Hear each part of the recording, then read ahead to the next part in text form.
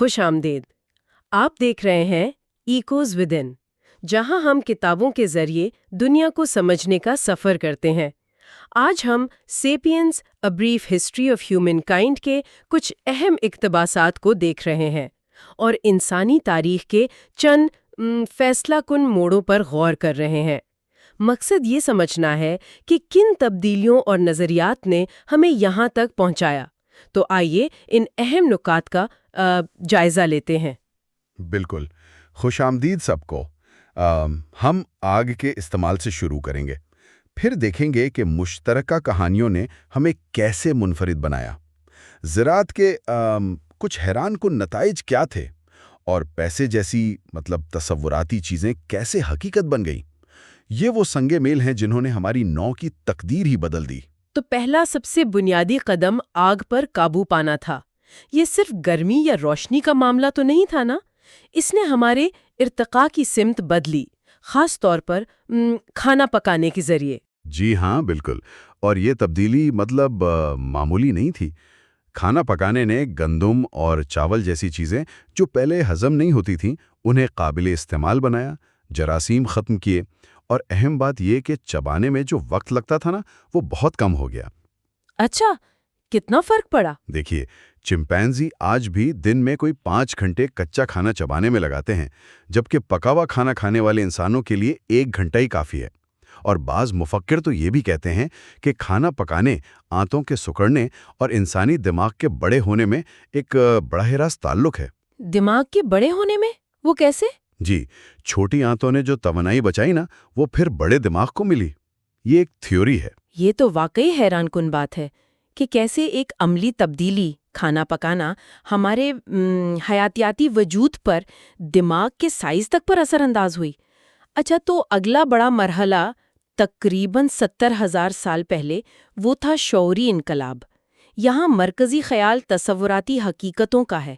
یہ کیا چیز ہے؟ یہ تصور تھوڑا مشکل لگتا ہے۔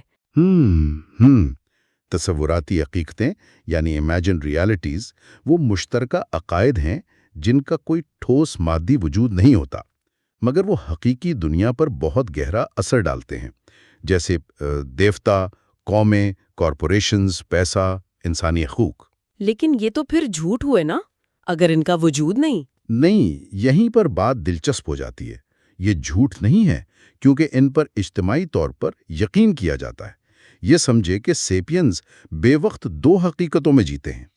ایک طرف دریا، درخت، شیر ہیں یعنی ٹھوس موضوعی حقیقت، اور دوسری طرف قومیں، قوانین، کارپوریشنز، پیسہ، یہ سب تصوراتی حقیقتیں ہیں۔ اچھا، تو یہ کہانیاں گھڑنے اور ان پر یقین کرنے کی صلاحیت تھی، لیکن اس نے ہمیں دوسری انسانی انواع جیسے نیانڈرتھال، ان پر برتری کیسے دی؟ ان کے دماغ بھی تو بڑے تھے، وہ اوزار بھی استعمال کرتے تھے۔ جی، دماغ بڑے تھے، اوزار بھی تھے، لیکن کلیدی فرق تھا بڑے پیمانے پر اور لچکدار تعاون کا۔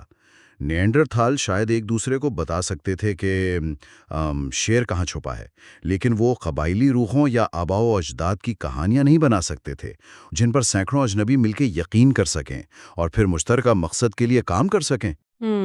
تو اس افسانے گھڑنے کی صلاحیت کے بغیر وہ بڑی تعداد میں مؤثر طریقے سے تعاون نہیں کر سکتے تھے، نہ ہی وہ بدلتے حالات کے مطابق تیزی سے اپنے سماجی رویوں کو ڈھال سکتے تھے۔ تو گویا یہ صلاحیت یعنی اجتماعی افسانوں پر یقین، یہی سیپینز کی کامیابی کا اصل راز تھا جس نے اتنے بڑے پیمانے پر تعاون کو ممکن بنایا۔ بالکل، میرا خیال ہے یہ ایک بہت ہی مرکزی نقطہ ہے۔ صحیح۔ اس تعاون نے پھر معاشروں کو بڑا کیا، اور پھر آیا زرعی انقلاب تقریباً 10,000 سال پہلے۔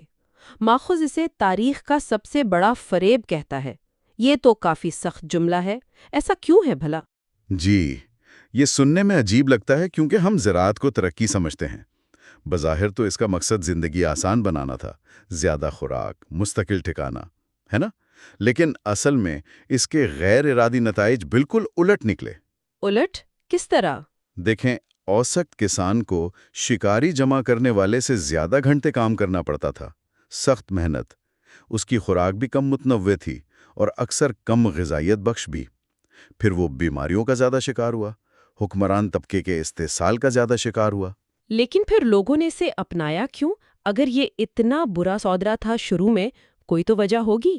بالکل، فوری طور پر شاید تھوڑا سا خوراک کا تحفظ نظر آیا ہو، لیکن لوگ یہ اندازہ نہیں لگا سکے کہ زیادہ خوراک کا مطلب ہوگا زیادہ بچے، جس سے آبادی بڑھے گی اور خوراک کی کمی کا مسئلہ وہیں واپس آ جائے گا۔ پھر مستقل بستیاں وہ بیماریوں کے لیے بہترین جگہ بن گئی، اچھا۔ اور ایک ہی فصل جیسے گندم یا چاول پر انحصار نے قحط کا خطرہ بہت بڑھا دیا۔ ماخذ میں تو یہ تک کہا گیا ہے کہ گندم نے انسان کو پالا، نہ کہ انسان نے گندم کو۔ مطلب گندم نے انسان کو غلام بنا لیا۔ ایک طرح سے جی، اسے ایک جگہ پر محنت کرنے پر مجبور کر دیا۔ یہ ایک قسم کا جال تھا جس میں انسان آہستہ آہستہ پھنستا چلا گیا۔ تو یہ آسان زندگی کا خواب وہ ایک سراب ہی ثابت ہوا، حالانکہ آبادی بڑھتی گئی۔ اس بڑھتی آبادی اور پیچیدگی نے پھر نئے نظاموں کو جنم دیا ہوگا، جیسا آپ نے شروع میں کہا، جیسے پیسہ۔ یقیناً، پیسہ بھی ایک بہت طاقتور تصوراتی حقیقت ہے۔ اس کی اپنی کوئی قدر نہیں ہوتی۔ مطلب سونے کے سکے یا کاغذ کے نوٹ میں بذات خود کوئی قیمت نہیں ہے۔ اس کی قدر ہمارے اجتماعی یقین میں ہے کہ دوسرے لوگ اسے قبول کریں گے۔ اور اسی یقین نے اجنبیوں کے درمیان بڑے پیمانے پر تجارت اور تعاون کو ممکن بنایا۔ آپ کو دوسرے تاجر پر ذاتی طور پر بھروسہ کرنے کی ضرورت نہیں، بس اس کے ہاتھ میں جو سکہ ہے نا، اس پر بھروسہ کافی ہے۔ یہ اعتماد کا ایک عالمگیر نظام بن گیا۔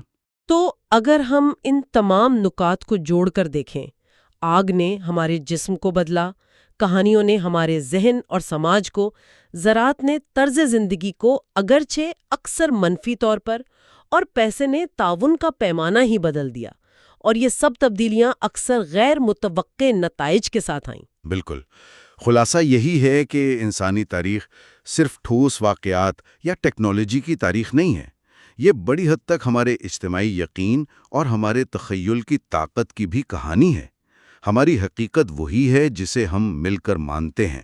صحیح۔ تو آج کی اس گفتگو کو سمیٹتے ہوئے ایک خیال ذہن میں آ رہا ہے، جس طرح ماضی کے یہ بڑے انقلابات، آگ، کہانیاں، زراعت، ان کے ایسے نتائج نکلے جن کا کسی نے تصور بھی نہیں کیا تھا، تو کیا آج کی جو بڑی تکنیکی تبدیلیاں ہیں، جیسے مصنوعی ذہانت یا جینیاتی ترمیم، جن کا ذکر ماخذ میں بھی ملتا ہے، کیا وہ ہمارے مستقبل پر بھی ایسے ہی غیر متوقع، شاید پریشان کن اثرات مرتب کر سکتی ہیں؟ یہ ایک اہم سوال ہے جس پر غور کرنے کی ضرورت ہے۔